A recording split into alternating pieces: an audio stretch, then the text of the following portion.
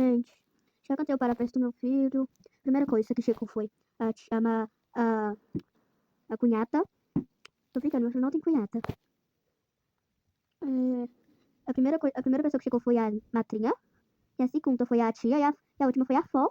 Isso. Aí a gente conversaram um pouco, os meninos foi na sessão do cinema. E a gente comeu pizza. Aí esse menino foi pra pista de dança. Aí eu fui trocar ele pra cantar parabéns. Aí a gente cantou parabéns. Entreguei a lembrancinha e eles foram embora. Eles foram embora. Então, gente, esse foi o vídeo. Espero que vocês tenham gostado. Se gostou, compartilha aí no vídeo. Se você gostou, manda pra sua melhor amiga. E tchau, um beijo da Mansão Kids. E aí, você, vem cá. Dia 16 de março, eu vou estar lá em São Paulo, pro meu show. Eu vou tirar foto vai ter várias aventuras. Eu vou estar lá no shopping. Também, no outro dia, eu vou estar em Curitiba, dia 27. Agora, tchau, tá? Que o trem tá feio.